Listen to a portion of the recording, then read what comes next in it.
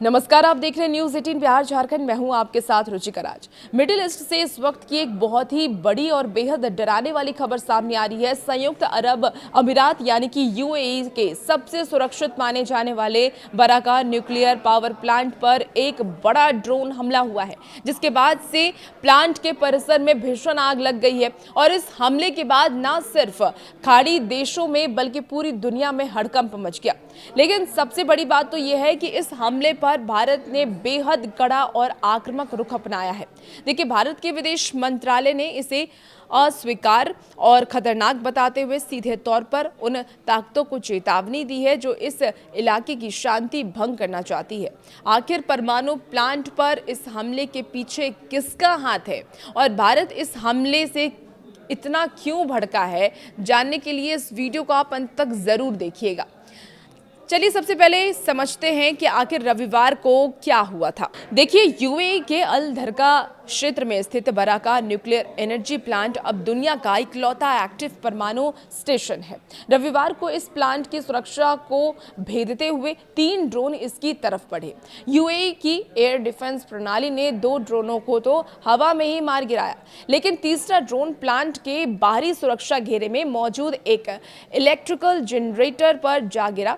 धमाका इतना ज्यादा तेज था कि जनरेटर में तुरंत आग लग गई। गनीमत की बात रही है कि इस हादसे में कोई हताहत नहीं हुआ और यूएई की न्यूक्लियर रेगुलेटरी अथॉरिटी ने पुष्टि की है कि प्लांट के मुख्य रिएक्टर्स पूरी तरह सुरक्षित हैं और किसी भी तरह का रेडिएशन लीक नहीं हुआ है। भारत क्यों हुआ इससे नाराज, वो भी समझते हैं।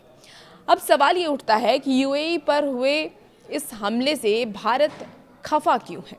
दरअसल भारत और यूएई के रिश्ते इस समय अपने सबसे बेहतरीन दौर में है। भारत के विदेश मंत्रालय ने सोमवार सुबह एक बेहद सख्त बयान जारी किया, जिसमें भारत ने कहा कि यूएई में बराका परमाणु सुविधा को निशाना बना करके किया गया हमला एक बेहद खतरनाक कदम है।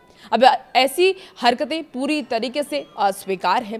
विशेषज्ञों का ये भी मानना है कि भारत का ये बयान सीधे तौर पर ईरान और उसके समर्थित गुटों को एक कड़ा संदेश भी है।